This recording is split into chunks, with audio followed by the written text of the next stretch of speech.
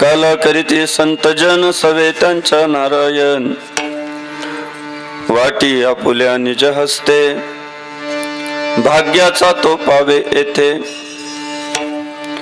लाही शीत लागता हाती लाही शीत लागता हाती दोष देखून या त्या पळती वाटी आपुल्या निज हस्ते भाग्याचा तो पावे येते निळा म्हणे क्षीराचा बुंद निळा म्हणे क्षीराचा बुंद लाभता पावे ब्रह्मानंद वाटी आपुल्या निज हस्ते भाग्याचा तो पावे येते विठ्ठल विठ्ठल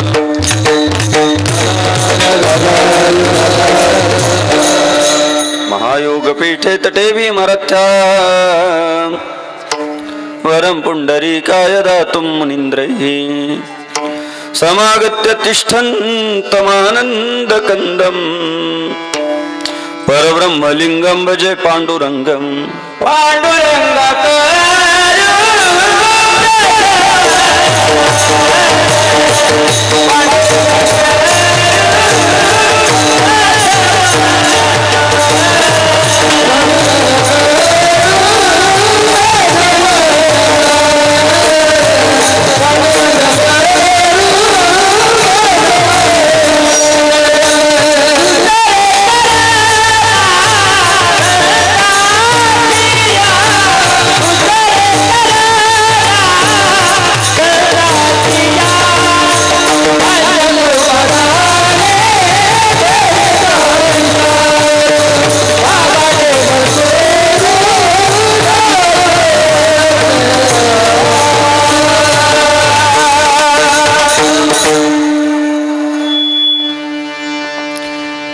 काला करीती संत जन सवे त्यांच्या नारायण वाटी आपुल्या निज हस्ते भाग्याचा तो पावे तेथे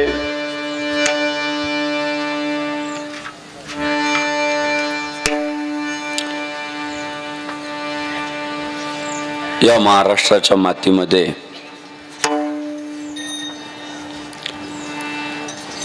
वारकरी संप्रदायाने हिंदू धर्मरक्षणाची एवढी चळवळ राबवली की त्यांच्या सगळ्या अथक परिश्रमामुळे या महाराष्ट्रातला हिंदू धर्म टिकला। कदाचित ज्ञानोबा तुकोबा झाले नसते तर कपाळावरचा टिळा, खांद्यावरचा भगवान, मुखातला राम शिल्लक राहिला असता का नसता हे मोठं प्रश्नचिन्ह निर्माण झाले।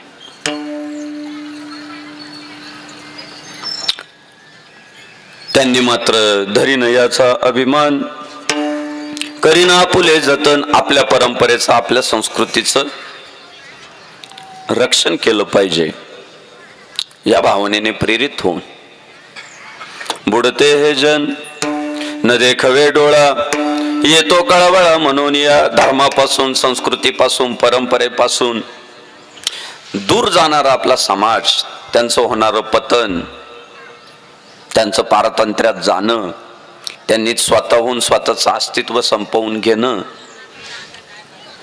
हे साधू संतांना नाही पाहवलं। आणि त्यामुळे जो प्रयत्न केला वाढावया सुख भक्ती भाव धर्म कुळाचारी नाम विठोबाचे, त्यांनी अथक परिश्रम घेतला। समाजातलं सुख टिकलं पाहिजे, धर्म टिकला पाहिजे, भक्ती भाव माणसाच्या अंतःकरणातला जागरूक राहिला पाहिजे। माणूस नास्तिक होता कामा नये, धर्मापासून दूर जाता कामा नये, म्हणून फार मोठं काम केलं दादा। खरंच आता म्हणजे साहेब आज काळ हिंदुत्वाचा आहे बरं। म्हणजे आता आपलं भाग्य आहे की पंतप्रधान कपाळाला भस्म रगडतोय, मंत्रिमंडळातले सगळे नेते मंडळी कपाळाला टिळे लावताय, जय श्रीराम म्हणताय, हे वर्तमान परिस्थिती आहे। पण मागचा जर काळ पाहिला आपण ते मुघली आक्रमण आपल्या देशावर, मंदिरं पाडून मशिदी उभ्या करायचं काम चालू आहे, मंदिरं पाडून चर्च उभ्या करायचं काम चालू आहे, मानेवर तलवार ठेवून आपल्या हिंदू बांधवांना धर्मांतरित करायचं काम चाललंय।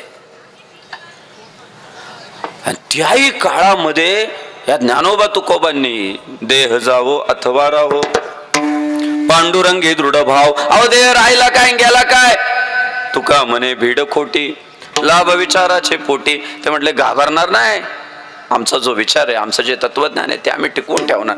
आणि त्या संघर्षाच्या काळामध्ये पतिव्रते जैसा भ्रतार प्रमाण आमा नारायण तैशा परी. एखाद्या पतिव्रतेला जसं तिचा पती सर्वस्व असतो, ते पतीचा सोडून दुसऱ्याचा विचार करत नाही, तसे आम्ही भगवंताचे भक्त.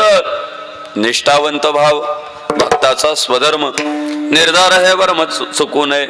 आमची निष्ठा आमच्या भगवंताच्या चरणापाशी राहील. एक गाऊ आम्ही, एक फक्त आम्ही आमच्या विठ्ठलाचं भजन करणार, बाकी करणार नाही कुणाच. एक गाऊ आम्ही विठोबाचे नाव अनेकांचे काम नाही आता. एक गाऊ आम्ही विठोबाचे नाम अनेकांचे काम नाही आता, असं म्हणत आम्ही फक्त आमच्या देवाला शरण जाऊ, दुसऱ्या ठिकाणी जाऊन माथे आम्ही टेकावणार नाही. अशी कणखर भूमिका जी घेतली ती संतांनी घेतली. आणि माझं मत आहे, माणसानं कोणाचं तरी एकाचं व्हावं. जो सगळ्यांचा राहतो तो कोणाचाच नसतो. जो हे बघा गावात सुद्धा आहे ना, कार्यकर्ता निष्ठावंत पाहिजे. जे सगळ्यांचेच फोटो ठेवित ना स्टेटसला, ते कोणाचंच नसते. आणि जे निष्ठेने एकाचं काम करतं ना तेच निष्ठावंत, त्याच्यावर विश्वास ठेवता येतो. आणि तेच आहे बाबा, सगळ्यांनाच हाय बाय करणारी माणसं कोणाचीच नसतात. आणि साधू संतांनी तो निष्ठेचा विचार दिला. ते मीराबाईसाठी देव जेव्हा विषाचा प्याला पिला, त्याला काही कारण असतील ना. आज आम्हाला फार डॉक्टर उलट्या पालट्या नळ्या घालीत मग काढीत येते पॉइझन. 15-15, 20-20 दिवस महिनाभर ऍडमिट करून ठेवते आणि मग ते पॉइझन उपसत राहतं, फार उलट्या करीत आहे पेशंट. पण आमच्या मीराबाईला पाजलं विष. राणा विष का प्याला राणाजीने भेजा पिबत मीरा हसी रे. ती उलट हसली का, तिला तिचा विश्वास होता तिच्या देवावर. आणि का देवानं ते सगळं तिचं विष प्राशन केलं माहितीये? तिची एक निष्ठा होती. ती काय म्हणायची माहितीये का? मीरा मेरे तो गिरीधर गोपाल दुसरं न कोई. ती म्हणायची माझा फक्त गोपाल कृष्ण आहे, दुसरा कोणीच नाही. आणि त्या निष्ठेचं वज झालं देवावर. देवाला काळजी वाटली, ही माझ्याशी एकनिष्ठ राहिलेली आहे, हिची लाज राखणं माझं कर्तव्य आहे. विठ्ठल विठ्ठल. आणि तो निष्ठेचा विचार, हा वारकरी संप्रदाय हा अजिबात लांगुल चालन करणारा संप्रदाय नाही. कुणाच्याही माग पाळणारा हा संप्रदाय, हा एक विचार घेऊन निघालेला संप्रदाय, एक तत्व घेऊन निघालेला संप्रदाय. जे जे त्या तत्वात बसतात, ज्या चाकुरीत बसतात, त्या नियमात बसतात, त्यांना सोबत घेऊन चालणारा हा वारकरी संप्रदाय. बघा, जयाने घातली मुक्तीची गवांदी मिळविली मांदी वैष्णवांची. हे तुकाराम महाराजांचं बोलणं अनेक गदाड्यांना कळतच नाही. अहो तुकाराम महाराजांना असं म्हणता आलं असतं ना, जयाने घातली मुक्तीची गवांदी मिळविली मांदी माणसांची. माणसांची म्हणता आलं असतं ना, पण त्यांनी नुसती माणसं नाही एकत्र केली. हिंदू धर्माचा अभिमान बाळगणारी, विष्णूला सर्वस्व मानणारी ती जी माणसांची मांदियाळी होती, त्या भगवत भक्तांना एकत्रित केलं. विठ्ठल विठ्ठल. ते काय आओ जाओ घर तुम्हारा असं नाहीये. ते ज्यांना गळ्यात तुळशीची माळ धारण करायला अभिमान वाटला, कपाळाला टिळा लावायला अभिमान वाटला, खांद्यावर भगवा मिरवायला अभिमान वाटला, आणि भगवंताचे म्हणून घेण्यात ज्यांना पुरुषार्थ वाटला, कंठी मिरवा तुळशी व्रत करा एकादशी, या भावनेने जे भगवत भक्तीला वाहून ज्यांनी घेतलं, तसल्यांची फौज ज्ञानेश्वर महाराजांनी जमा केली. आणि मायबाप ती परंपरा इतकी वाढली, इतकी वाढली की आज 8 दिवस इकडे हरिपाठ झाला असेल, नाचत झाला असेल. मी आज दिंडी प्रदक्षिणा पाहिली, समाधान वाटलं मला. महिला मंडळींची उपस्थिती, आमच्या मायबापांची सगळ्यांची उपस्थिती, काय हरिपाठामध्ये आज आनंद आहे हो. 2025 मध्ये अभिमानानं आमची भजनी मंडळी, अभिमानानं आमची भजनी मंडळी मनातून गातात. की छोटस रोपट लावलं होतं, पण आज त्याचा वेल गगनाला गेला.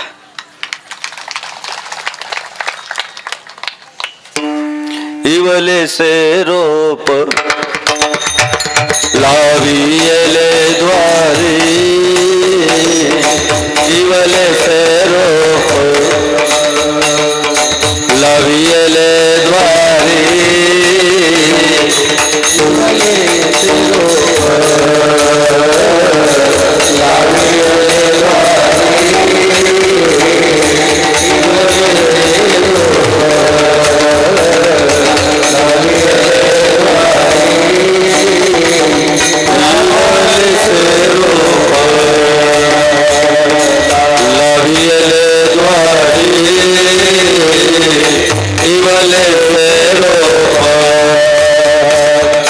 लावियले द्वारी,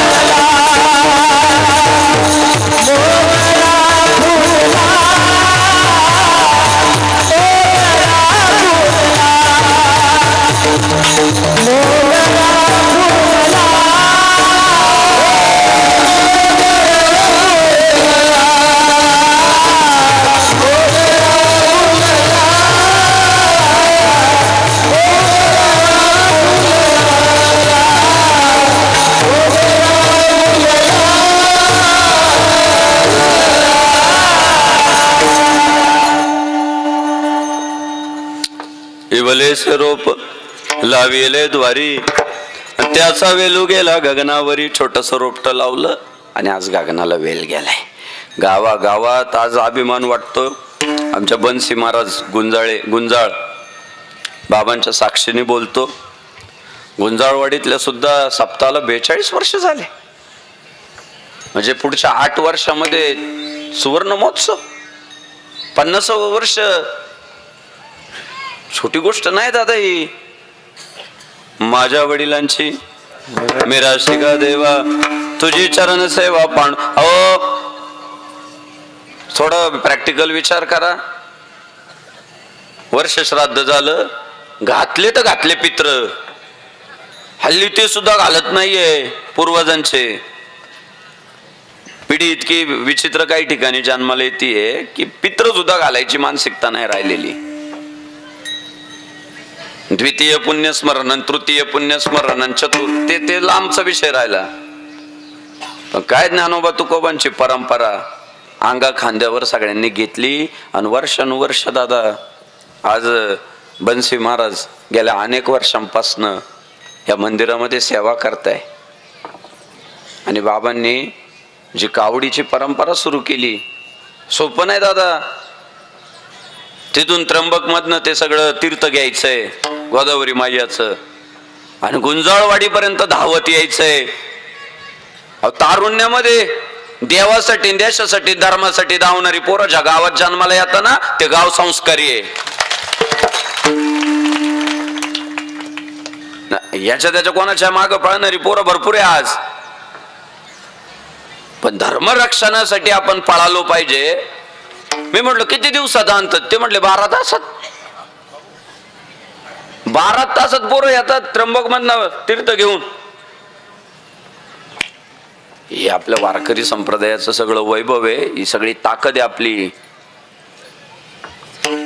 मी सांगत असतो हे मंडपात होणारा जमणारा समाज ना, हे गाव किती धर्मनिष्ठ आहे याची पावती असते. ज्या गावात कीर्तनाला लोक जमत नाही हल्ली मी आवर्जून सांगतोय, त्या गावातला हिंदू धर्म अडचणीत आहे, धोक्यात आहे, संकटात आहे. ज्या ज्या गावामध्ये धर्म मंडपामध्ये, हा मंडप नाहीये फक्त, हे हिंदू धर्माचं व्यासपीठ आहे. इथं किती लोक जमतात यावरनं कळतं या गावातली हिंदूंची ताकद किती आहे. त्यामुळे हलक्यात नाही घेतलं पाहिजे. आपल्या सगळ्यांचा एक प्रयत्न असला पाहिजे की हा मंडप भरला पाहिजे, आपली माणसं संघटित झाली पाहिजे. आणि वारकरी संप्रदायाने वर्षानुवर्ष ते करत राहिलं. धर्मनिष्ठ मंडळींची एकत्रित फौज बांधत राहिले. आणि आपल्या वारकरी संप्रदायामध्ये जो समारोप केला जातो, या सगळ्या चळवळीतून आलेल्या सगळ्या सहकार्यांनी समारोपाची जी पद्धत ठेवली ती काल्याच्या कीर्तनानं ठेवली. काम मोठं केलं, धर्मरक्षणाचं मोठी जबाबदारी पार पाडली. आणि ती सगळी जबाबदारी पार पाडल्यानंतर समारोप जो केला तो काल्याच्या कीर्तनानं. महाराष्ट्रात तुम्ही बघा, उत्सव 2 दिवसाचा असू द्या, 3 दिवसाचा असू द्या, 5 दिवसाचा असू द्या, 8 दिवसाचा असू द्या, 1 महिन्याचा असू द्या, अधिक मासात महिना कार्यक्रम चालतात, श्रावणात चालतात.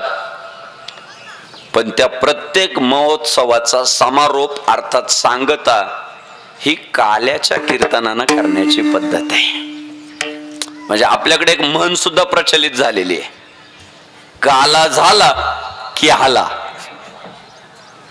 बरोबर आहे ना? काला झाला की हाला, तोपर्यंत हालायचं नाही. आणि काला न करता जे जातात त्यांना निष्ठावंत वारकरी म्हणायला तयारच नाही.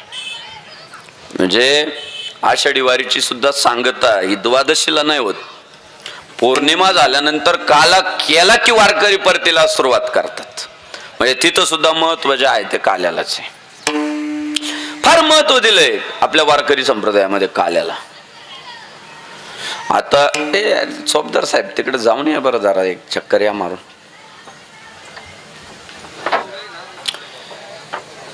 हो, काल्याच्या प्रसादाला सुद्धा इतकं महत्व आहे ना.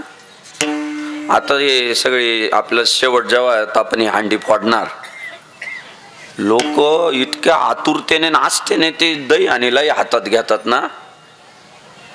आणि प्रत्येकाची इच्छा राहते माझ्या हातावर तो पडावा, कारण प्रत्येकाची श्रद्धा आहे की तो प्रसाद भेटल्याशिवाय फलश्रुतीच नाही. तो प्रसाद म्हणजेच कार्यक्रमाचा समारोप आहे, ही प्रत्येकाची भावना आहे.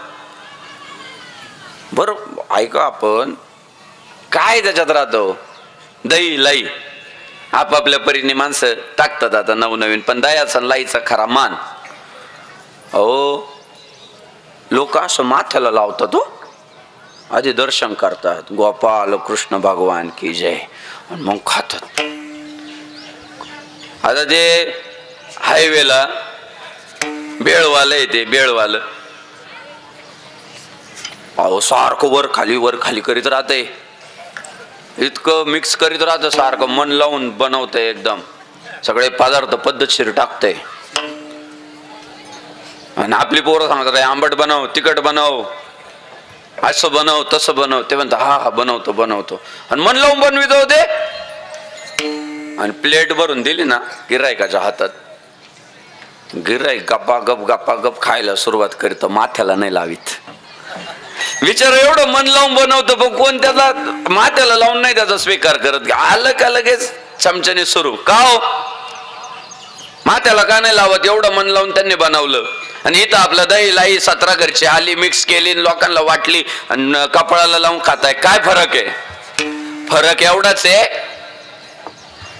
ती भेळीच्या दुकानात भेटती ना, ती फक्त भेळ आहे. आणि या अंडीत जे तयार होत आहे ना, तो काला आहे, महाप्रसाद आहे. त्याला फार म्हणजे वारकरी संप्रदायानं काल्याला इतकं महत्व दिलं की त्याच्याबद्दल सांगत असताना हा वैकुंठात सुद्धा नाही, वैकुंठी तो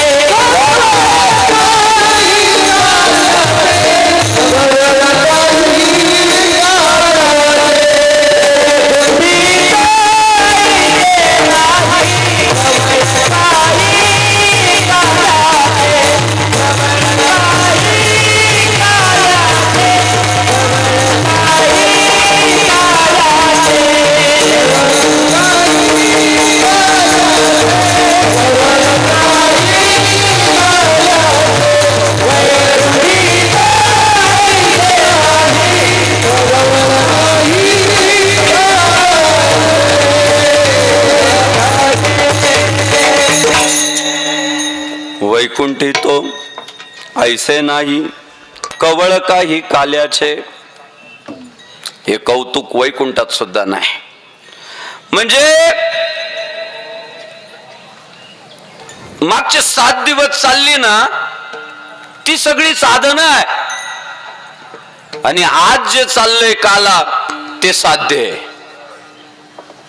म्हणजे 7 दिवस एवढा खाटाटोप करून काय मिळवायचं आहे तर काला मिळवायचा आहे. काला हे साधन नाही. 7 दिवस जे झालं ते साधन असू शकतं. कीर्तनचं अंग, कीर्तनचं अंग होय अंगारी रूप, पण काला साधन नाही, काला साध्य. तुम्ही म्हणाल दैन लाई द्या म्हणतात काला साध्य. ते ती जी दही आणि लाई आहे ना माझ्या मायबापांनो, त्याच्यातून फार मोठा सिद्धांत संतांनी आपल्या समोर ठेवलाय. संतांचा एक स्वभाव आहे की त्यांना लहान होऊन सांगता येतं समोरच्याला.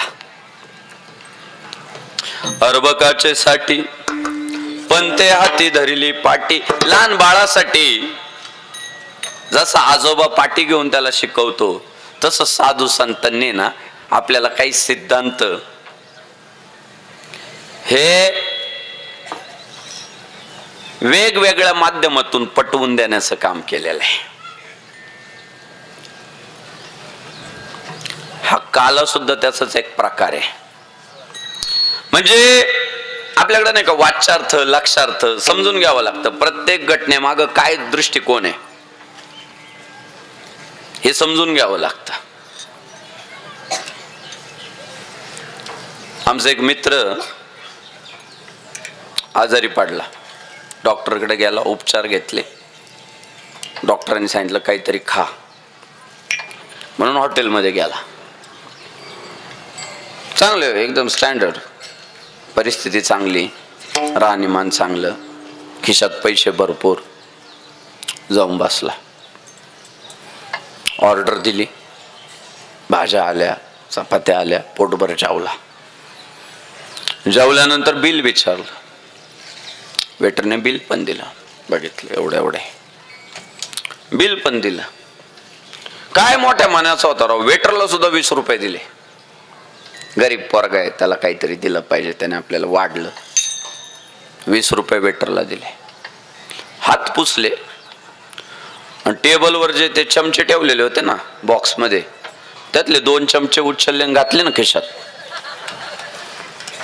आणि नेमकं ते टेबलवर जो मॅनेजर बसलेला होता त्याच्या ते लक्षात आलं, राव चांगल्या घरातलं दिसतंय, कपडे चांगले घातले, राहणीमान चांगले, सगळं चांगले. वेटरला टिप दिली यांनी आणि काय प्रवृत्ती घाण आहे. खुशाल चमचे घेऊन चालला. वेटरला नाही, मॅनेजरला नाही राहवलं. तो मॅनेजर ताडकंदेशी उठला, त्या माणसाजवळ आला. जनाची नाही पण थोडी मनाची वाटू द्या. तो म्हटलं काय अहो लाज. काय झालं. अहो तुमचं राहणीमान इतकं चांगलं, एखादा गरीब चोरी करतो समजण्यासारखं आहे. पण तुमचं एवढं सगळं देवानं दिलंय तुम्हाला आणि अशी चोरी करतात. तो म्हटलं ए नीट बोल, चोर कोणाला म्हणतोय? अहो तुम्हालाच. काय झालं? दाखवू का सीसीटीव्ही फुटेज? काय मी पाहिलं, तुम्ही ते चमचे उचलले आणि खिशात घातले, ते चमचे काढून ठेवा. तो म्हटलं ए चोर नको म्हणू, काय भांडायचं असेल ते त्या डॉक्टरला जाऊन भांड. म्हटलं का? थांबा म्हणजे दाखवतो. मागच्या खिशात औषधाची बाटली होती, ती बाटली काढली आणि त्या मॅनेजरच्या हातात दिली. तूच वाच म्हटले आणि मॅनेजरने वाचलं. जेवणानंतर 2 चमचे घ्या. तो म्हटलं जेवण झालं, 2 चमचे घेतले बुवा, आता मला बरं व्हायचंय बा, आजार बरा करायचाय. तो मॅनेजर म्हटला चूक झाली, आमचंच चुकलं, ते चमचे तुम्ही घेऊन जा, परत इकडे येऊ नका कधी. का वाच्यार्थ घेतला ना. बरोबर औषधाच्या बाटलीवर तसंच लिहिलंय, जेवणानंतर 2 चमचे घ्या. म्हणजे काय हो, शहाण्या माणसाने समजून घ्यायचंय की जेवण झाल्यानंतर औषधाचे 2 चमचे प्यायचे, खिशात घालून घेऊन नाही जायचे. विठ्ठल विठ्ठल.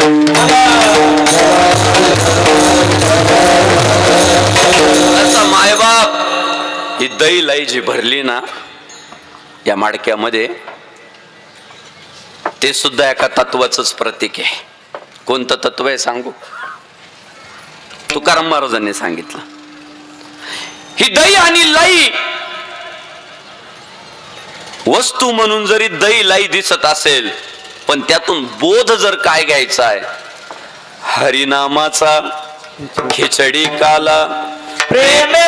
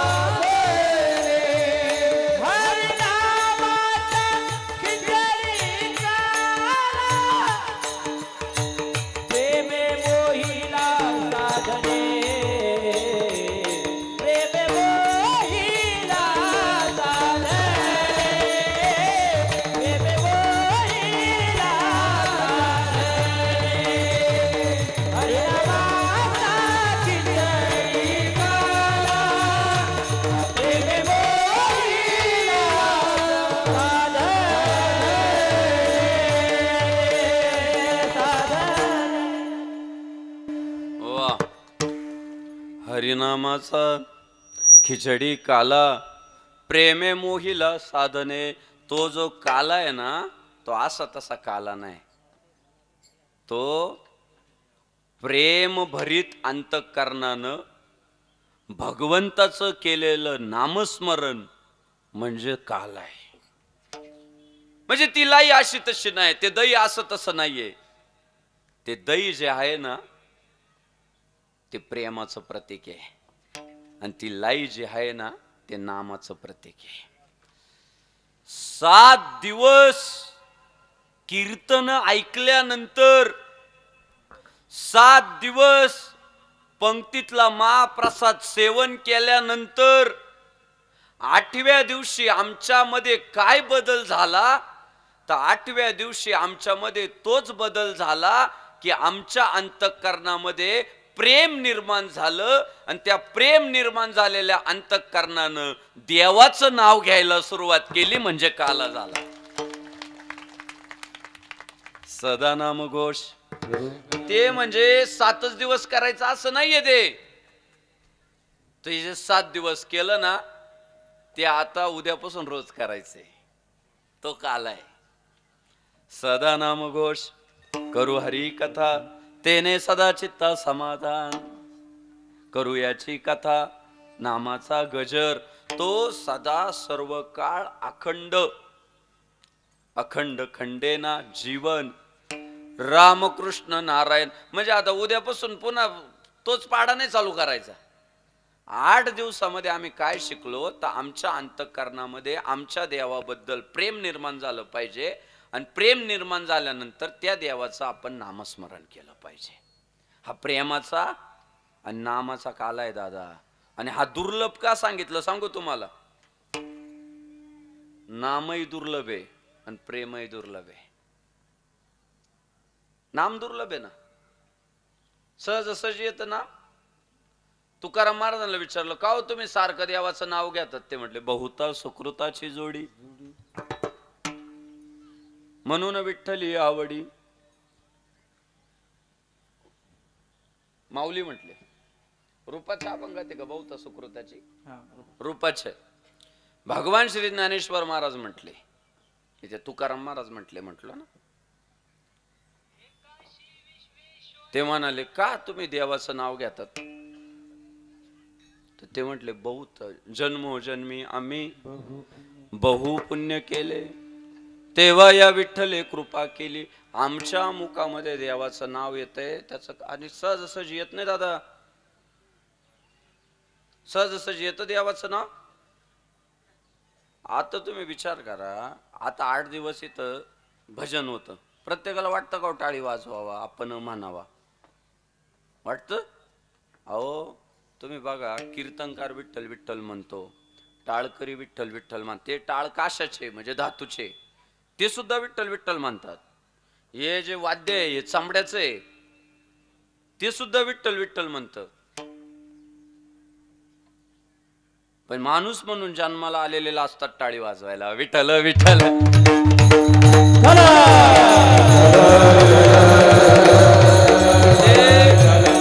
ते सहज सहज येतच नाही दादा मुखात. आणि आपल्या पुढे एक फार मोठा दृष्टांत आहे त्यासाठी, वाल्या कोळ्याचा. अहो ते रस्त्यावर उभं राहायचं आणि लुटायचं माणसांना, आणि माणसांना लुटून झालं की मारूनच टाकायचं. एक माणूस मारायचा आणि एक खडा रांजणात टाकायचा. पट्ट्याने रांजण किती भरवावा? 7 रांजण भरवले. एवढं पाप. अहो मुंगी नाही मारत आपण का? मारतो. मुंगी नाही मारू वाटत आपल्याला दादा. आपण पाप करून करून काय पाप करणार? दुधात पाणी टाकून विकू. म्हणजे आपल्या पापाला तशी क्वालिटी नाही फारशी. त्याचं पाप ब्रँडेड होतं दादा. महिला मंडळ आपण सुद्धा पाप करून करून काय करणार? माणसं मारू आपण. नवऱ्याच्या खिशातले 100 काढू. किरकोळ आहे आपले लय. ते इतकं पुढे गेलो होतं महाराज. एक माणूस मारायचं, एक खडा रानात टाकायचं. विशाल महाराज पट्ट्याने 7 रांजण भरवले. 7.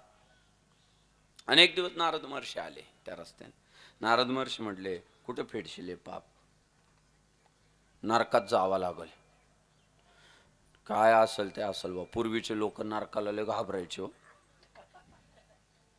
हे 2025 मधले नरकाला घाबरा ना. परवा एकाला म्हटलं, एवढं पाप नको करू, नरकात जावं लागल. ते हसून मला म्हणतंय, मी तिथं जाऊन झेंडूचे झाडं लावील.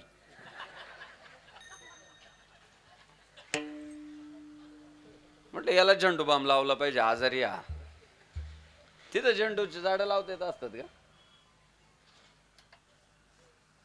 वाल्या गडबडला, काय नरकाला जावं लागलं? हा म्हटले. अहो म्हटलं माझ्या एकट्यासाठी नाही करत, नवरा, आमची मंडळी आहे, आई बाप आहे, सगळ्यांसाठी करावं लागतंय, पर्याय नाही. ते नारद महर्षी म्हटले, येड्या तू ज्यांच्यासाठी करायला लागला ना ते हात वर करतील. नरकाला एकट्याला जावं लागल. जन हे सुखाचे दिल्या घेतल्याचे, अंत काळीचे नाही कोणी. ये जोपर्यंत तुझे हातपाय पाळताय तोपर्यंत म्हणतील, जो वरी चलन गा तो वरी म्हणती माझा. त्याप्रमाणे थोडे दिवस, फार दिवस नंतर तुला एकट्याला संघर्ष करावा लागेल. तो म्हटला, थांबा बरोबर विचारून येतो. त्याने नारद महर्षीला बांधून ठेवलं एका झाडाला. घरी गेला, आई बापाला विचारलं, हे सगळं पाप केल्यामुळे नरकात जावं लागल, याल का? नाही म्हटले. बायकोला विचारलं, या सगळ्या पापामुळे नरकाला जावं लागल, याल का? नाही म्हटली. मुलं नाही म्हटले. अरे बापरे, त्याला इतका पश्चाताप झाला.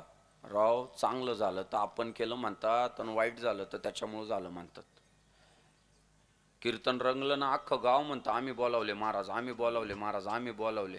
आणि जर चुकून नाही रंगलं ना जे ते एकमेकाला विचारतं यांना कोणी बोलावलं, यांना कोणी बोलावलं. ज्यांनी बोलावलं तेच दुसऱ्यांना विचारते.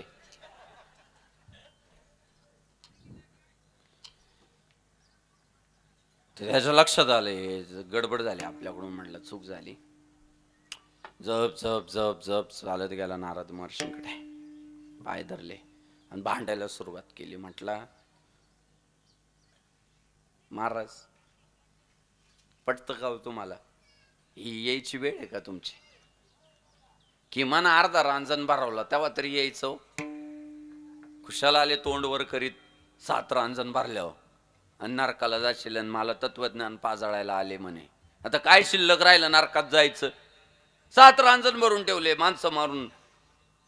आता माझ्या जीवनाला काय अर्थ राहिला नाही, जगण्यात काही पुरुषार्थ राहिला नाही. नारद महर्षी म्हटले नाही, घाबरू नको, अजूनही वेळ गेलेली नाहीये. पापच झालंय ना. एकमेव वारकरी संप्रदाय असा आहे जो शेवटच्या श्वासापर्यंत समोरच्याला दूर लोटत नाही, त्याला आधार देतो. तुम्ही बघा अख्खा प्रपंचाचा गाडा ओढून झाल्यावर शेवटी कोणत्या मंडपात जागा भेटते हो? कीर्तनाच्या. शेवटी बघा ना तुम्ही, बाकी सगळ्या गोष्टींना मर्यादा आहे. प्रपंच करायचा आहे मर्यादा आहे, नोकरी करायची मर्यादा आहे, उद्योगधंदा करायचा आहे मर्यादा आहे. पण या मंडपात यायला कोणती मर्यादा आहे? यारे यारे लहान थोर कोणत्याही वयात काळ वेळ नसे नाम संकीर्तने कायची वेळ. मुळात तुम्हाला खरं सांगू का, या संप्रदायाचं जे मूळ तत्व आहे ते नामस्मरण आहे. आम्ही नामाचे धारक नेनो प्रकार अनेक. साहेब लय मोठा सिद्धांत आहे वर्ग. यात जर जीव लावून ऐकलं तर तुम्हाला कळल. हा संप्रदाय नाम घेणार आहे, बरोबर. आणि तुमच्या माहितीस्तव सांगतो, ह्या आयुष्यामध्ये शेवटच्या श्वासापर्यंत जर कोणतं काम करता येतं तर ते फक्त नाम घेण्याचंच काम करता येतं. बघा तुम्ही, हात थकणार आहे. कधी कधी इतकं म्हातार होतं माणूस की पाण्याचा ग्लास सुद्धा उचलून इथपर्यंत जात नाही, वटापर्यंत जात नाही. पाय मर्यादा आहे, हातांना मर्यादा आहे, डोळ्यांना नंतर नाही दिसत भाऊ, दिसणं कमी होऊन जातं. डोळ्यांना मर्यादा आहे, कानाने ऐकायला मर्यादा आहे, नंतर नाही ऐकायला येत. पोरं शिव्या देतात घरात, पण आपण म्हणतो काय काय नाही काय नाही, तुम्हाला बिस्किट पुडा आणायला लावला, बरोबर.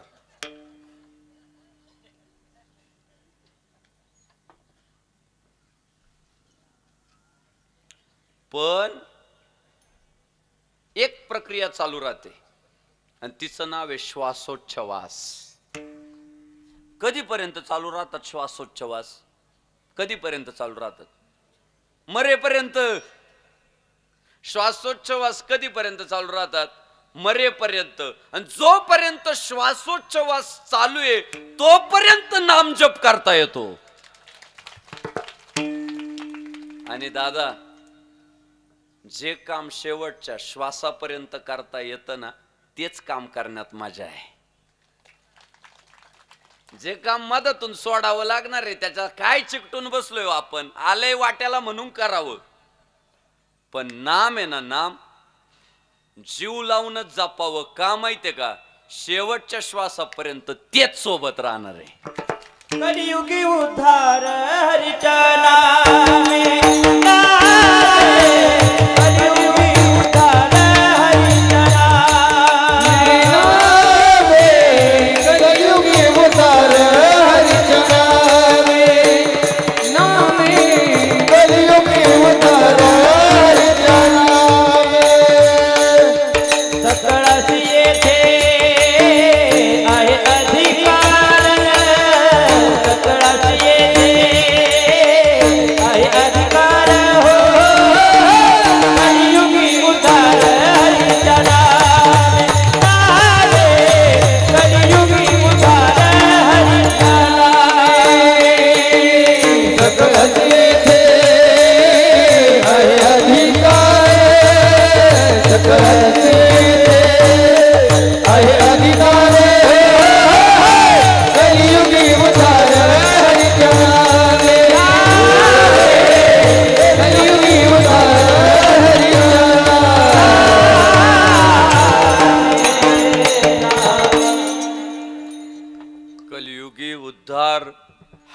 इच्छा ना म्हणे कलियुगामध्ये तुमचा उद्धार जर कशाने होईल तर भगवंताच्या नामानं होईल. हे खरं आहे का खोटं आहे? खरं आहे. पण आपण घेणार आहे का देवाचं नाव? बघा ते वाल्याला तेच सांगितलं नारद महर्षींनी, हरी उच्चारणी अनंत पापराशी जातील लया शिक्षण मात्रे घेता नाम विठोबाचे. वाल्या कोळी ब्रह्महत्या वाल्या कोळी ब्रह्महत्या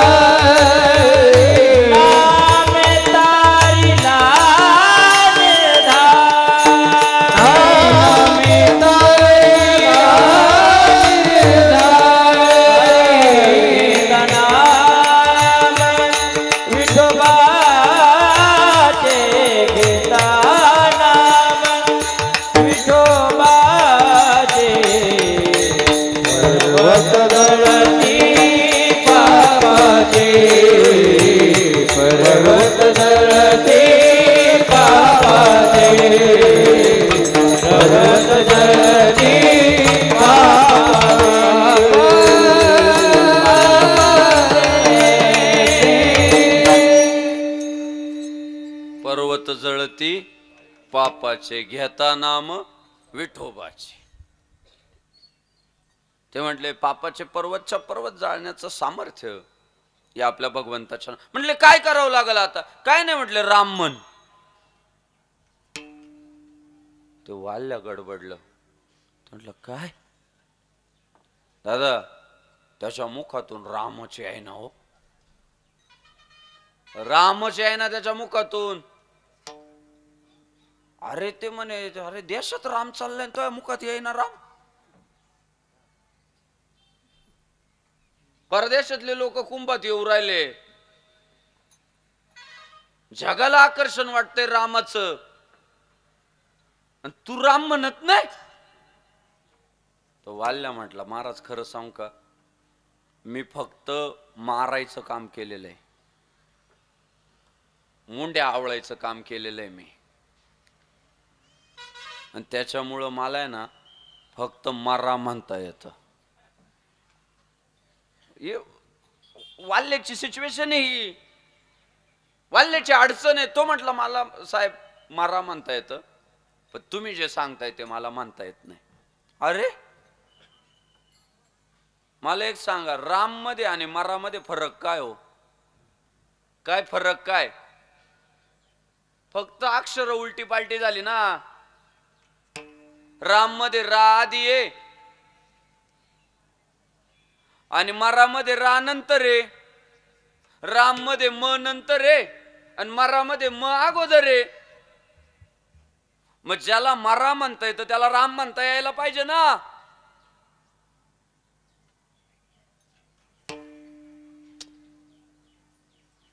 ज्याला सुईत द्वारा वावता येतो त्याला दामनात सुतळी वावता आली पाहिजे ना, का नाही? ज्याला मारा म्हणता येतं त्याला राम म्हणता यायला पाहिजे. वाल्या म्हणतोय मला मारा म्हणता येते, राम माझ्या तोंडात येत नाही. काय कारण आहे हो? अक्षरच फक्त उलटी पालटी करायची. त्याचं महत्वाचं उत्तर ऐका बरं का. आता वाल्याला मारा म्हणता येत होतं, त्याचं कारण असं आहे, मारा म्हणण्यासाठी पुण्य असावं लागत नाही, पण राम म्हणण्यासाठी अगोदर पदरी पुण्य असावं लागतं, तेव्हा मुखात राम येतो. ते पुण्य वाल्याच्या पदरात नव्हतं. तुम्ही किती वरडा राम म्हण राम म्हण राम म्हण, ते पापी असल्यामुळं म्हणणारच नाही, ते उलटच चालल. त्याला किती समजून सांगा आपला पूर्वज राम आहे, देश रामाचा आहे. आता परवा एकाला म्हटलं जय श्रीराम, ते म्हटलं बीजेपीचं काम करता वाटतं. मला इतकं वाईट वाटलं. म्हटलं तुझ्या घराण्यात कोणी रामराव नव्हताच का रे? म्हटलं अहो माझा पंजोबाच रामराव होता. म्हटलं तो बीजेपीनेच काढला होता का? अरे आपल्या घराण्यात जर रामराव होता तर तो बीजेपीच्या अगोदर होता ना. मग तो रामराव बीजेपीने दिला का? तो रामराव महर्षी वाल्मिकींनी दिला, तो राम साधू संतांनी दिला, तो राम तुकाराम महाराजांनी दिला. हो राम म्हणता रामची होई जे. राम म्हणता म्हणता तुम्ही राम व्हाल हे तुकाराम महाराजांनी सांगितलं आणि आमच्या मुखात राम येत नाही. एकच कारण आहे, पाप. परवा एक उमेदवार आला माझ्याकडे, म्हटलं निवडून यायचंय, म्हटलं काय नाही रामनवमी कर. ते म्हटलं नाही करू शकत. म्हटलं मग मर. ज्या देशात हिंदू बहुसंख्य राहतात त्या देशामध्ये तुम्हाला हिंदूंनाच प्रसन्न करून घ्यावं लागेल ना. तो म्हटलं नाही करू शकत. म्हटलं मग पड. एक आलं विचार, म्हटलं निवडणूक लढवायची, निवडून यायचंय. म्हटलं कर जोरात रामनवमी भगवे झेंडे लावून टाका अख्ख्या गावात. चालेल म्हटलं लावतो. आलं निवडून. ते जुना काळ वेगळा होता. हिंदू विभागला गेला होता. हिंदू मध्ये नेरेटिव्ह पसरवला होता. हिंदू धर्म धर्म धर्मच त्याच्यापासून बाजूला गेला होता. आता हिंदूंच्याही लक्षात आलं, या देशातला एक वर्ग म्हणतोय आम्ही मुसलमान आहे, या देशातला एक वर्ग म्हणतोय आम्ही ख्रिश्चन आहे. मग हिंदूंनी वज्रमुठ बांधली, अरे आम्ही मूळचे इथले आणि आम्ही हिंदू आहे. तुम्ही एक निरीक्षण करा देश पातळीवर, कोण धर्म सोडायला तयार आहे मला सांगा? हाय कोण धर्म सोडायला तयार? प्रत्येक जण आपापल्या धर्माचा झेंडा मिरवतोय दादा. आणि तुम्हाला भारीतल्या गाडीतल्या एखादा आला आणि म्हटलं धर्म बिर्म काय नाही, सगळा पानसटपणा आहे, चालले त्याच्या माग. नाही, धर्मच आहे. माणसं येत राहतील मरत राहतील. धर्म काल होता आज आहे उद्याही राहणार आहे. कोण जर म्हणत असेल ना धर्म नाहीये, त्याला म्हणावं तूच नाहीये. धर्म आहेच. आमच्या साधू संतांनी जर काय शिकवलं, धर्माचे पालन करणे, पाखंड खंडन धर्म रक्षावयासाठी करणे आटी आम्हासी. आमचा जो सगळा खटाटोप आहे धर्माच्या रक्षणासाठी आहे, संस्कृतीच्या रक्षणासाठी आहे, परंपरेच्या रक्षणासाठी आहे, सत्याच्या रक्षणासाठी आहे. त्यामुळं वाल्या म्हटला मला नाही येत राम म्हणता, पाप होत. दादा तरी पर्याय दिला. बघा आपला धर्म किती श्रेष्ठ आहे. कधी यावं हा पदरातच घेतो. कधी या, कोणत्याही काळात या, कोणत्याही वयात या, हा धर्म लुटून लावित नाही हो, हा पदरात घेतो. फक्त मनाचा एक मोठेपणा पाहिजे. वाल्या म्हटला नाही सुधारायचंय, पर्याय सांगा. नारद महर्षींनी त्याला पर्याय दिला होता, मुखानं मरा म्हण पण मनात रामाचा आठव कर. मरा मरा मरा म्हणता म्हणता शब्दाचा व्यत्यास झाला आणि मरा मरा म्हणता वाल्या राम म्हणू लागला आणि इतका मोठा झाला, इतका मोठा झाला. केले रामायण राम आदी, केले रामायण राम आदी, केले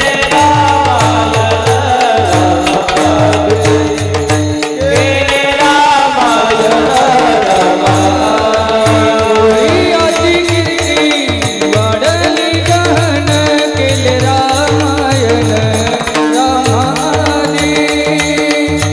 केले रामायण राम आदी. आजी कीर्ती वाढली गहन,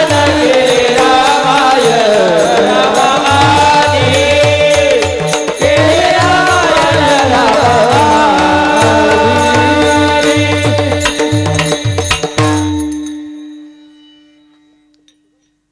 नाम दुर्लभ आहे, सहजासहजी मुखात येत नाही.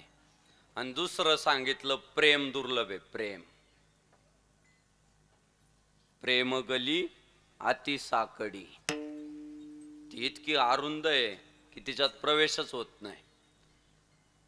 तुम्ही निरीक्षण करा, आपल्याला सगळ्यांना फक्त प्रेमाचं सोंग आणावं लागतंय. मूर्तिमंत प्रेम आपल्याला अनुभवायला भेटत नाही. कशाचं प्रेम हो? नवरा म्हणतोय बायको माझं प्रेम आहे, बायको म्हणते नवऱ्यावर मा प्रेम आहे.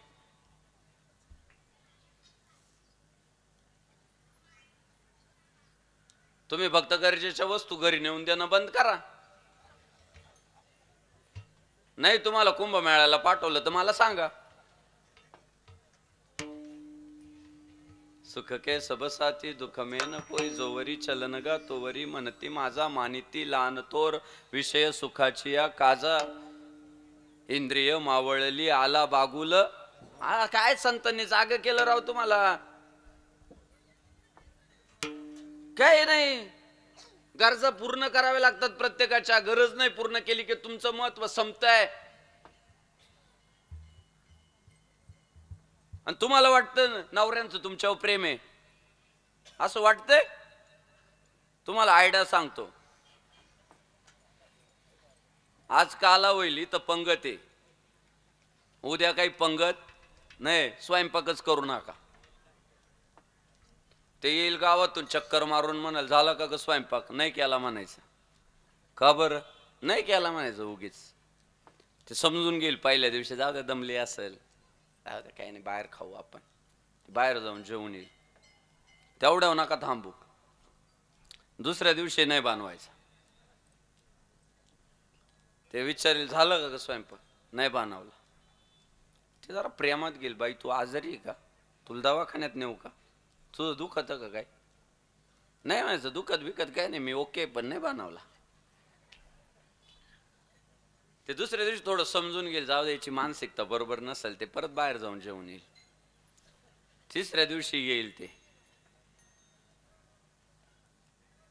तुम्ही म्हणायचं नाही बनवला स्वयंपाक ते जास्त प्रेमाने जवळ घेईल तुम्हाला बाई माझ्याजवळ मन मोकळं कर काय अडचण आहे काही वादवादी झाली का घरात तुम्ही मानसिकता खराब आहे का माझ्याजवळ मन मोकळं कर ना तुम्ही माझं काहीच नाही झालेलं नाही बनवला ते तिसऱ्या दिवशी सुद्धा जाईल जेवायला बाहेर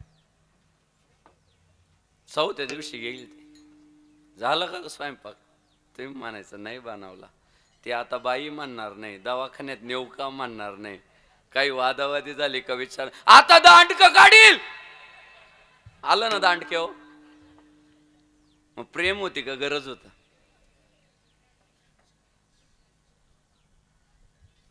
अहो बोलायला लय सोपं आहे हो प्रेम ज्याच्या जीवनात खरं प्रेम प्राप्त झालं ना त्याच्यासारखा भाग्यवान या जगात दुसरा कोण नाही उगीच नाही दादा आणि त्या प्रेमाचे इतक्या व्याख्या केल्या नारद भक्ती सूत्रामध्ये अनिर्वचनीयम प्रेमस्वरूपम ते शब्दात सांगता येत नाही प्रतिक्षण वर्धमान म्हणजे प्रत्येक क्षणाला ते वाढत जातं कमी नाही होत आपलं दुर्दैव असं आहे जसे जसे मात्रे व्हायला लागतो कमी होत जातं आणि प्रेमाचं वैशिष्ट्य असं आहे जसं जसं माणूस पुढे निघतो तसं तसं ते वाढत जात म्हणजे आम्हाला काही खरं प्रेम भेटत नाही म्हणजे ते आलं का दुर्लभ नामही दुर्लभ प्रेमही दुर्लभ आणि ते दुर्लभ असणाऱ्या प्रेमाचा आणि नामाचं समीकरण म्हणजे वारकरी संप्रदायाचा काला आणि मग विचारलं आम्हाला तो नामरूपी दुर्लभ असणारा प्रेमरूपी दुर्लभ असणारा काला जर मिळवायचा असेल तर कुठं जावं लागल काला करती संत जन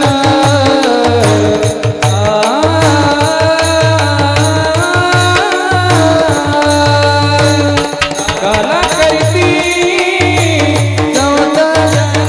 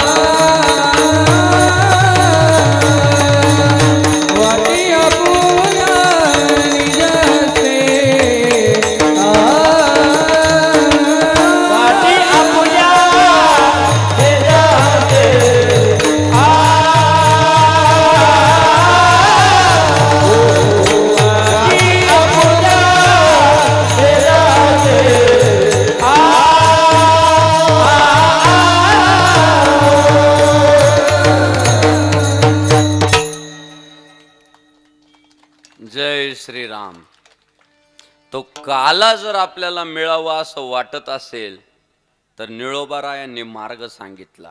कुठं भेटल? काला करीती संतजन सवे त्यांच्या नारायण. तो काला तुम्हाला कोणाच्या संगतीत भेटल? तर संतांच्या संगती मध्येच भेटल. तुका म्हणे काला वैकुंठी दुर्लभ, विशेष हा लाभ संत संगे. ते म्हटले हा वैकुंठात दुर्लभ आहे, स्वर्गात तर दुर्लभच. आजी ओसामरावती काला पहावया येती आणि देव विसरती देह भाव आपुला. अहो स्वर्गातले देव सुद्धा मृत्यू आज इथं बसलेले असतील देव सगळे बाजूला, आपल्याला दिसत नाही, पण कोणी साऊंडवर बसलेला असेल. आणि त्यांना खायला पण नाही भेटत, ते पाहायला येतात, फक्त पाहायला. कारण काल्याचं वैशिष्ट्य असं आहे, तो देवांना नाही भेटत, फक्त भक्तांना भेटत. तो फक्त बघा म्हणजे काल्याची असे देवजळी झाले मासे. काय झालं? देवांना जरा कमी पाना वाटला. ते म्हटले आता आम्ही देव झालो भक्त व्हायचं काय, परत टाळकुटीत बसा. आम्ही कोणत्या अवस्थेला गेलो आणि काय हे काय. मग देवांनी गेम असा खेळले. ते म्हणे काम करू, गोपाळ जेव्हा नदीत हात धुतील तेव्हा हाताला वगैरे लागलेलं थोडं दही लाई राहील, ते पाण्यात जाईल, मग आपण मासे होऊ. ते काला मिळावा म्हणून काय झाले? मासे.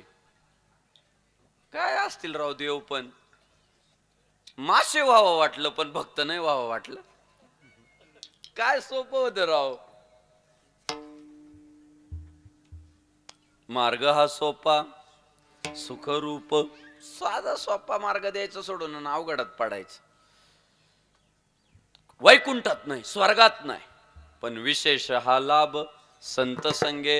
तो दुर्लभ असणारा काला फक्त साधू संतांच्या संगतीमध्ये मिळतो. आणि म्हणून निळोबाराय महाराज म्हणतात काला करीती संतजन सवे त्यांच्या नारायण. मग जेव्हा जेव्हा आपल्याला असं वाटेल की आमच्याही जीवनामध्ये भगवंताचं नाम, भगवंताचा प्रेमरूपी काला प्राप्त झाला पाहिजे, तेव्हा तेव्हा आपण संतांच्याच संगतीत गेलं पाहिजे. आणि त्यांच्या संगतीमध्ये जाऊन गायनाचे उडे आपुलिया छंदे, मनाच्या आनंदे आवडीने विठोबा रखुमाई.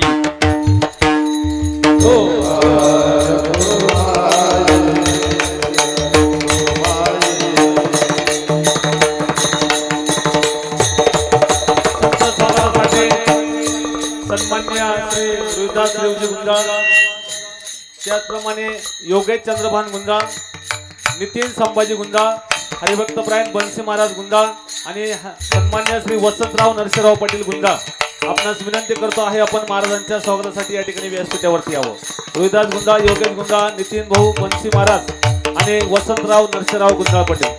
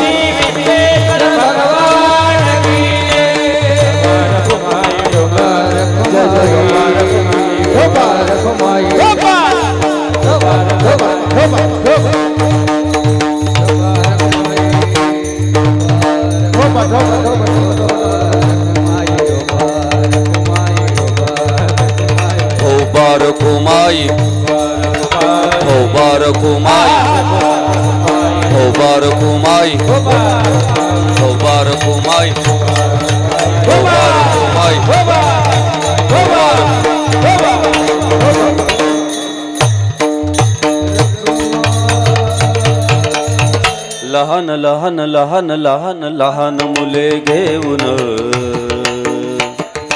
लहान लहान लहान लहान लहान मुले घेऊन खोड्या करी खोड्या करी खोड्या करी खोड्या करी खोड्या करी खोड्या करी खोड्या करी मनमोहन मनमोहन मोहन मोहन मोहन खोड्या करी मनमोहन मुले घेऊन लहान लहान लहान लहान लहान मुले घेऊन खोड्या करी खोड्या करी खोड्या करी खोड्या करी खोड्या करी खोड्या करी मनमोहन मोहन मोहन मोहन खोड्या करी मनमोहन घरा आमुठा घरा येऊन चोरी करी दही तूप लोणी घरा आमुठा घरा येऊन करी चोरी दही दूध लोणी चोरी करी दही तूप लोणी घरा आमच्या येऊन चोरी करी दही तूप लोणी घरा आमच्या येऊन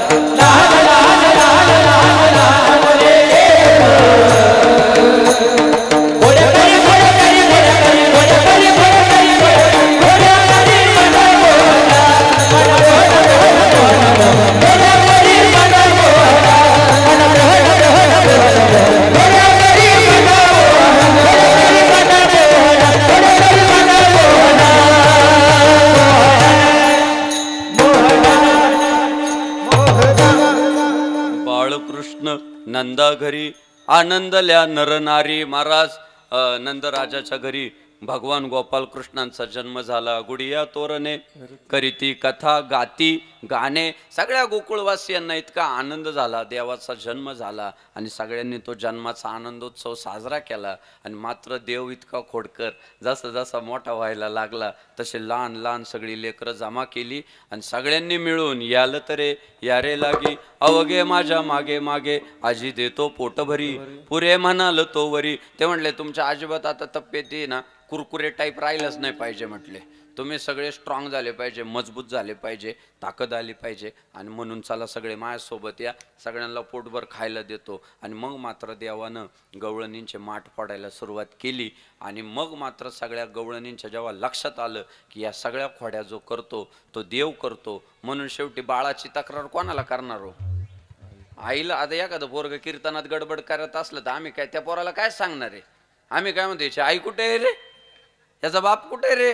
आणि सगळ्या गवळणी आल्याने यशोदे कृष्णाला सांगावे गोकुळी राहावे का जावे. अगं त्या कृष्णाने आमचं जिनं इतकं बेजार केलंय, आम्ही गोकुळात राहावं का नाही राहावं तो आम्हाला त्रास देतोय. पण काय असतं माहितीये का, प्रत्येक आईला वाटत माय बाळासारखं जगात दुसरं कोण नाही, सगळ्यात सज्जन जर कोण तर माझंच पोरग आहे. ती म्हणाली एवढं गोचिरवानं दिसतंय, एवढं गोड दिसतंय, ते काय तसं आहे का? बाळाचा गुणगुणाचे ताने ग बाळाचा गुणगुणाचे ताने गुणगुणाचे ताने ग बाळाचा गुणगुणाचे ताने बाळ दिसतंय गोचिरवान ग बाळ दिसतंय गोचिरवान गोचिरवान ग बाळ दिसतंय गोचिरवान सांगता गाराने गे गोकुळ जाणारी काय सांगता गाराने गे गोकुळ जाणारे सांगता गाराने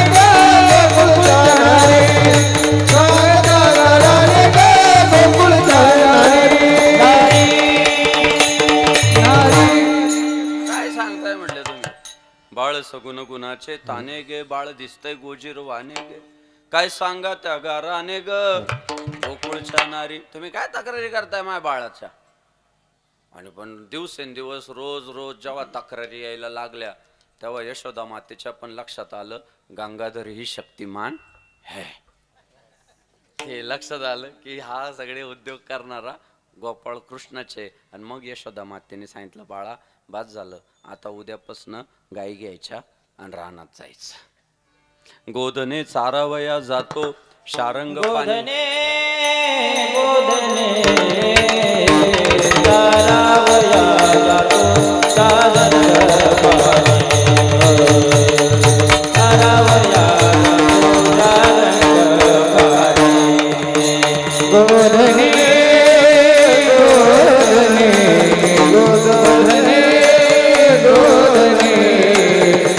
चारावया जातो शारंग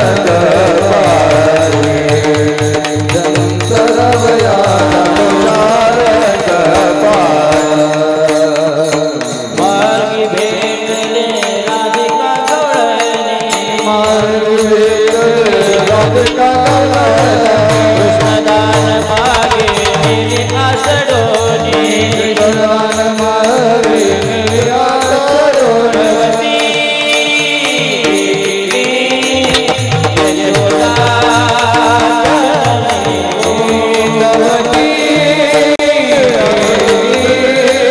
यशोदा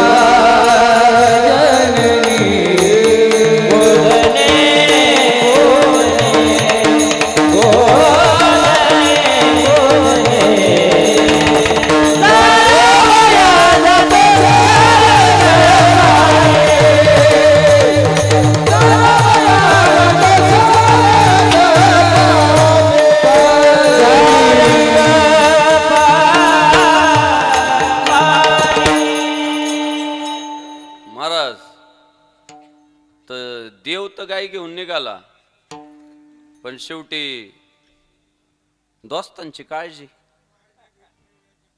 अहो सगळ्या दोस्तांना हाक मारली अरे तुम्ही गाया घेऊन सारे गोपाळ रानात या तुम्ही गाया घेऊन सारे गोपाळ रानात या सारे गाया घेऊन सारे गोपाळ रानात या तुम्ही गाया घेऊन सारे गोपाळ रानात या सारे गोपाळ रानात या सारे गोपाळ रानात या तुम्ही गाया घेऊन सारे गोपाळ रानात या तुम्ही गाया घेऊन सारे गोपाळ रानात या तुम्ही गाया घेऊन गोपाळ रानात या गोपाळ रानात या तुम्ही गाया घेऊन सारे गोपाळ रानात या तुम्ही गाया घेऊन सारे गोपाळ रानात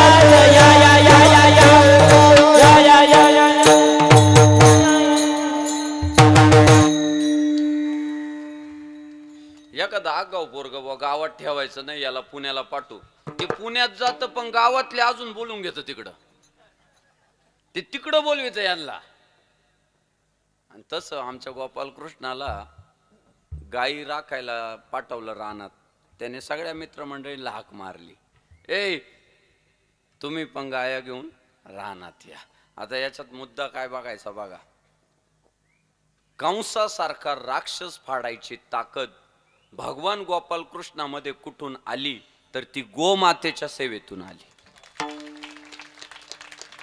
तेव्हा कंस फाडता आला म्हणजे आपला देव काय करीत होता गाई राखत होता आपल्या देवाचं सर्वात आवडतं नाव काय गोपाल कृष्ण मग प्रामाणिकपणे सांगा आपण गाई खाटकाला विकल्या पाहिजे का गोर खाटकाला विकलं पाहिजे का आणि संगमनेर मध्ये एक पण कत्तलखाना चालू राहिला पाहिजे का सांगा तुम्ही सगळ्यांनी वज्रमुठ बांधली पाहिजे की आमचा गोपालकृष्ण गायी पाळत होता आमची गोमाता ही एक प्राणी नाहीये तर आमच्या देवाऱ्यातली देवता आहे म्हणून आमच्या परिसरात जर कोण गोमातेची तस्करी करत असेल तर त्याला आम्ही ठोकणार म्हणजे ठोकणार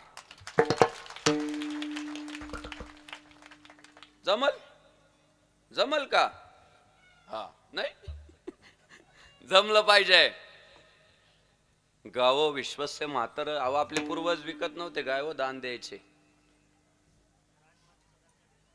अहो राज्यमातेचा दर्जा दिला, गोवंश हत्याबंदी कायदा लागू केला, पण कायदे करून होतं का हो? फक्त तुम्ही आम्ही पण सगळ्यांनी साथ दिली पाहिजे ना हो धर्मासाठी.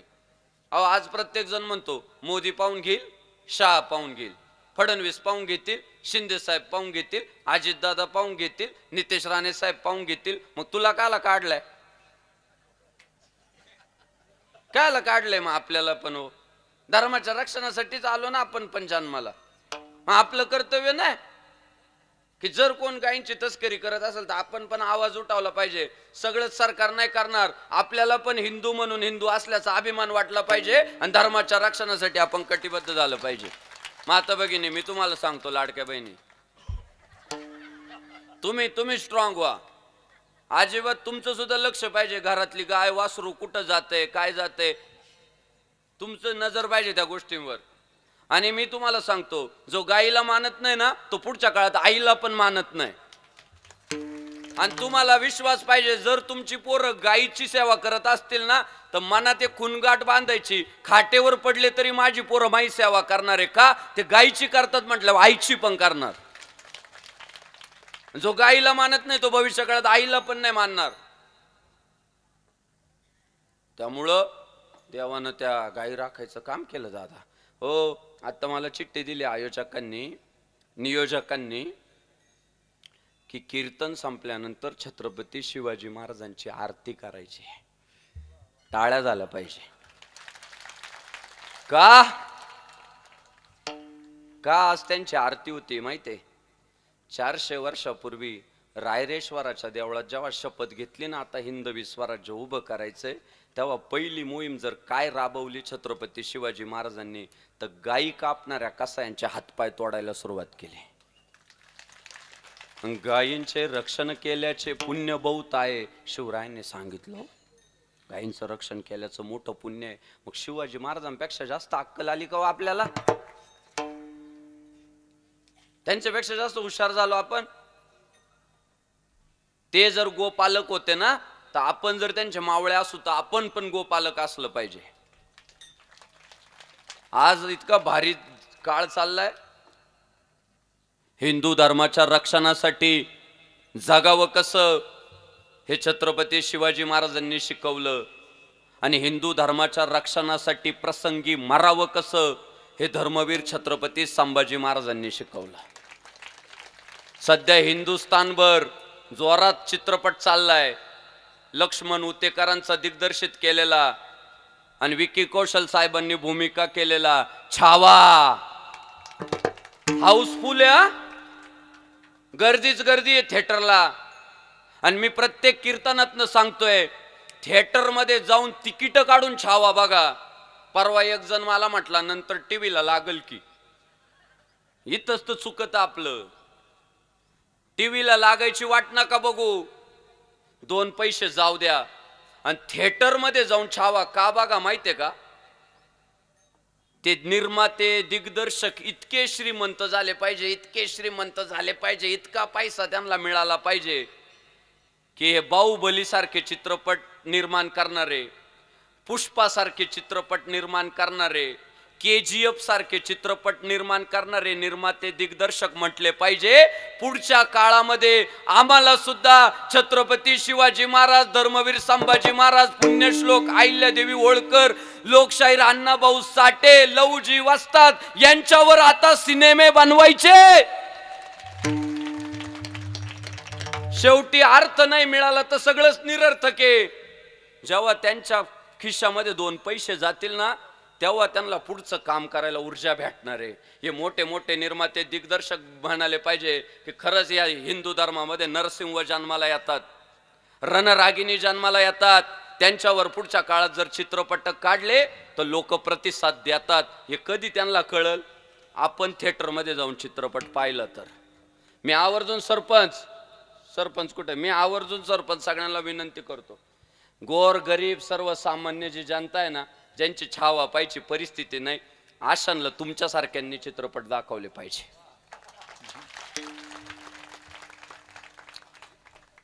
भगवादारी आहे सरपंच, पण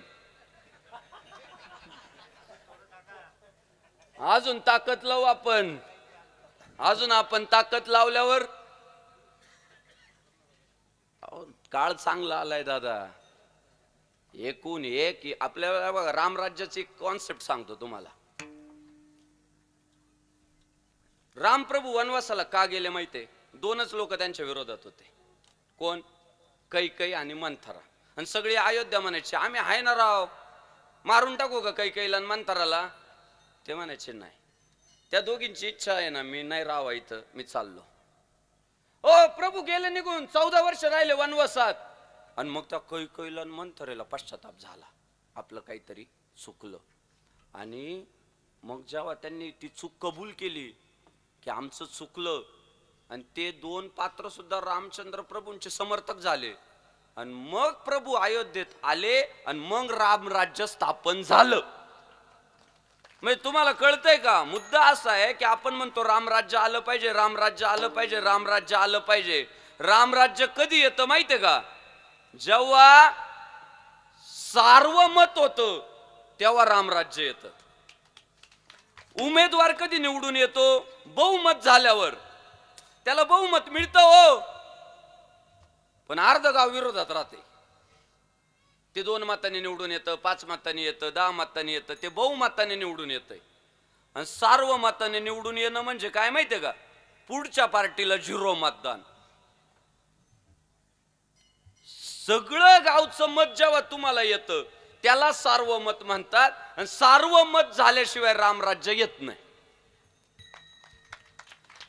मग आपलं उद्देश काय माहितीये का? मीच राम राम राम राम करीत बसण्यापेक्षा सगळ्यांना राम राम म्हणायला प्रवृत्त करणं हे रामाच्या भक्तांचं कर्तव्य. हे कर्तव्य आपलं. सगळ्यांना सोबत या या या एक मोठी संघटना उभी करणं, संघटन करणं, हे आपल्या सगळ्यांचं उद्दिष्ट असलं पाहिजे. आणि शिवरायांनी तेच केलं ना दादा. हे रयतेचं राज्य म्हटले महाराज ताई, रयतेचं राज्य. आदिलशहाचं जे होतं ती आदिलशाही, निजामशहाचं जे होतं ती निजामशाही, कुतुबशहाचं जे होतं कुतुबशाही. पण शिवरायांचं जे होतं ते शिवशाही नाही, स्वराज्य, प्रत्येकाचं राज्य, रयतेचं राज्य. म्हणजे लोकशाहीची पहिली पायाभरणी जर समाजात कोणी केली तर छत्रपती शिवाजी महाराजांनी केली. पहिल्यांदा लोकशाहीची मुळं त्यांनी रोवायला सुरुवात केली की प्रत्येक जण इथला मालक आहे. ती भावना सगळ्यांची झाली पाहिजे. आणि आमच्या गोपाल कृष्णानं दादा, शिवरायांनी ज्याप्रमाणे गायी सांभाळल्या त्याप्रमाणे आमच्या गोपाल कृष्णानं गायींचं संगोपन केलं. पण तिथं गायी सांभाळत असताना मात्र वेगवेगळ्या प्रकारचे खेळ झाले. हुतुतू, हुंबरी, विटू दांडू, चेंडू फळी, वेगवेगळ्या प्रकारचे. आता भरपूर गवळणी पण 12-10 झाले. तर तशा पद्धतीने फार चांगल्या प्रकारे ते सगळे खेळ झाले. आणि खेळ झाल्यानंतर गोपाळ म्हटले, महाराज लय भारी तुम्ही सांगू राहिले, पण किती वेळ? काही वेळेची मर्यादा आहे का नाही? खांदी भार पोटी भूक, काय खेळावयाचे सुख. आणि मग मात्र सगळे म्हटले देवा आता भूक लागली. मग प्रत्येकाने आपापल्या शिदोऱ्या आणल्या होत्या. आता या बघा, प्रत्येकाची परिस्थिती वेगवेगळी. कोण म्हटला मी कांदा भाकरी आणली, कोण म्हटला मी दही भात आणला, कोण म्हटला राव मी लोणचं चपाती आणली, कोण म्हटला मी पापड चटणी भाकर आणली, कोण म्हटला मी डॉमिनोज पिझ्झा आणलाय, कोण म्हटलंय मी बर्गर आणलाय. वेग आता काय शेवटी श्रीमंत त्याच्या स्टाईलने आणणार, गरीब त्याच्या स्टाईलने आणणार.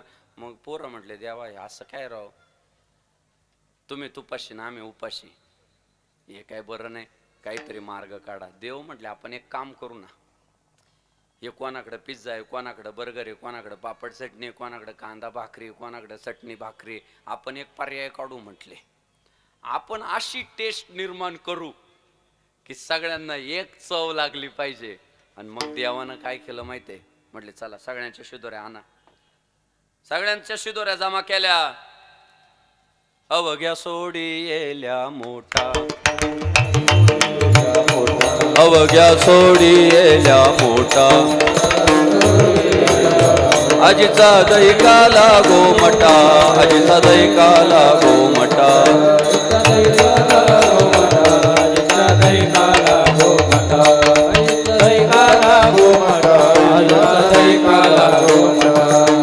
ग्या रे दही भात, ग्या रे दही भात, दही भात घ्या रे दही भात आम्हा देतो पंढरीनाथ आम्हा देतो पंढरीनाथ आम्हा देतो पंढरीनाथ आम्हा देतो पंढरीनाथ आम्हा देतो पंढरीनाथ आम्हा देतो पंढरीनाथ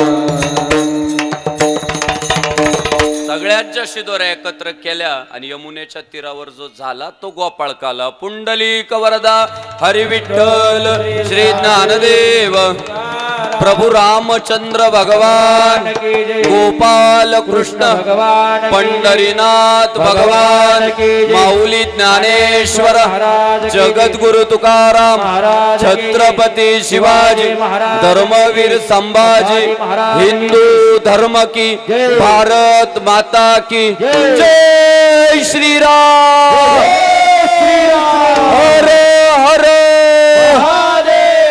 ज्ञानेश्वर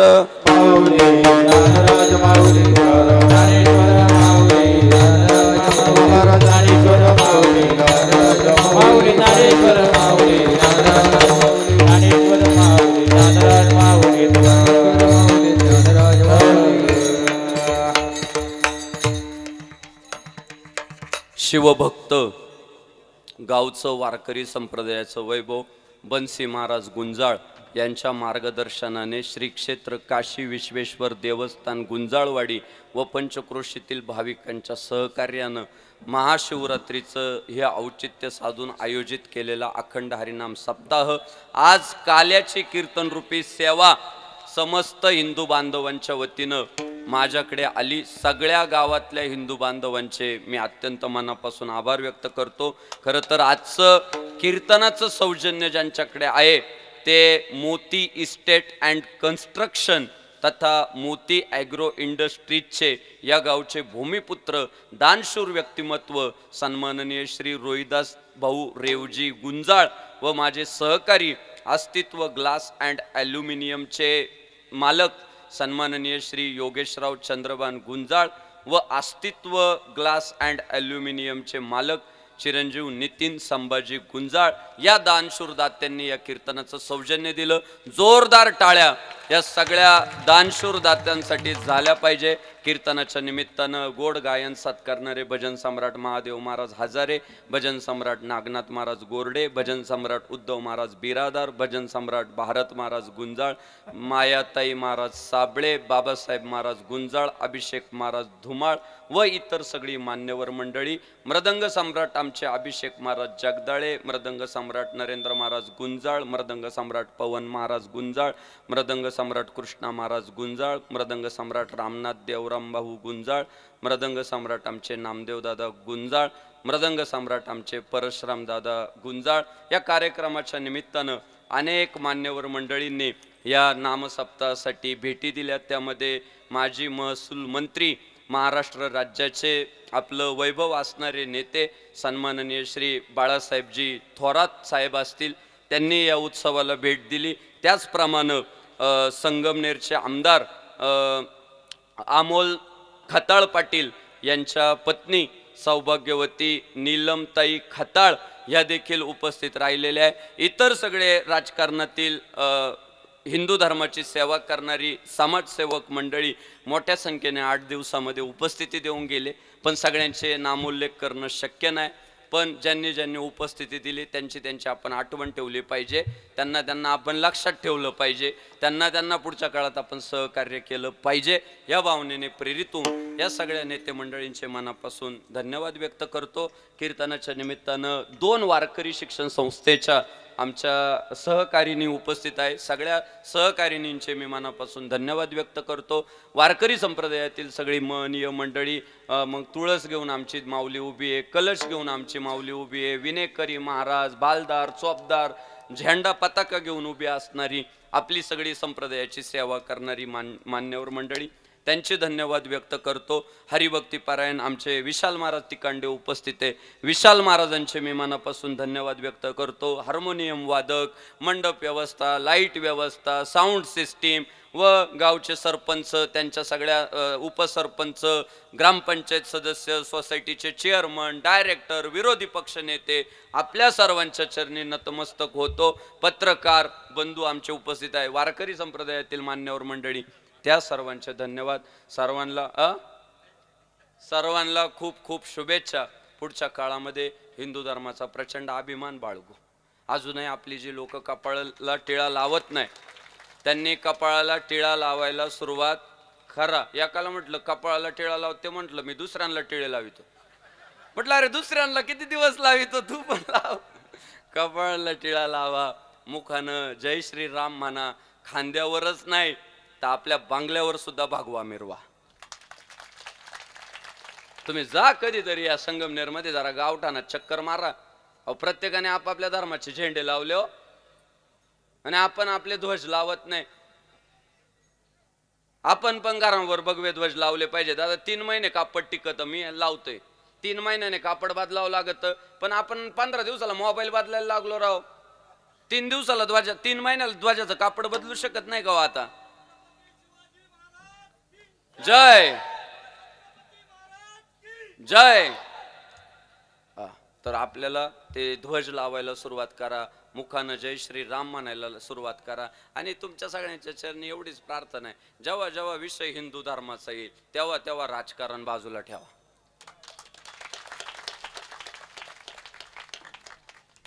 तेव्हा तेव्हा बाजूला ठेवून द्यायचं राजकारण. आणि त्यामुळं अशा पद्धतीने आपल्या सगळ्यांनी खूप काम करा. आज खूप चांगल्या पद्धतीने महिलांची उपस्थिती आहे. आज विशेषत्वानं वारकरी संप्रदायाचा प्रचार प्रसार करण्यासाठी जगभर वारकरी कीर्तन पोहोचलं पाहिजे या उद्देशानं प्रेरित होऊन माझा सहकारी मित्र आमचा उमेश भाऊ भुसारे हा या संगमनेर तालुक्यामधनं अनेक कीर्तनांचे व्हिडिओ शूट करून यूट्यूबवर अपलोड करत असतात. आणि आज योगायोग असा आहे, आमच्या उमेश भाऊ भुसारेचा जन्मदिन आहे. आणि या काल्याच्या कीर्तनाच्या दिवशी आमच्या उमेश भाऊचा जन्मदिन आलाय. उमेश भाऊंना जन्मदिनाच्या निमित्तानं शुभेच्छा. आजपर्यंत आपण जशी हिंदू धर्माची सेवा करताय तशाच पद्धतीची पुढच्या काळामध्ये सुद्धा आपल्याकडून देवाची, हिंदू धर्माची आणि हिंदुस्थानाची सेवा घडत राहू ही मी आजच्या या शुभ दिवशी आपल्याला शुभेच्छा देतो. बोलण्याच्या ओघामध्ये माझ्याकडून काही चुकीचं वाक्य एखादं गेलं असेल तर आईच्या अंतःकरणानं आपण मला माफ करा, पण ते बोलण्यामागील माझी तळमळ देखील समजून घ्या अशी प्रार्थना करतो. आता जय विठ्ठल भजन होईल बरं का. भजन झालं का महाराज काल्याचे अभंग म्हणतील. काल्याचे अभंग सुरू झाले का विनेकरी महाराज तिथं विनाचा स्पर्श करतील, आपण दहीहंडी फोडणार बरोबर. ते काल्याचे अभंग झाले की शेवटचा सगळा समारोप होईल कीर्तनाचा, आणि मग शिवाजी महाराजांची आरती होईल. आणि मग आपल्याला काल्याचा महाप्रसादाचा पुढे आरतीच्या अगोदर सत्कार करू. मग आरती झाल्यावर काहीच नको. आता कीर्तन संपलं का सत्कार संपले की शिवरायांची आरती ना, आरती संपली का पंगत, असं लावू आपण. बघा बाबा सुद्धा म्हटले भारी नियोजन केलं. विठ्ठल जय जय विठ्ठल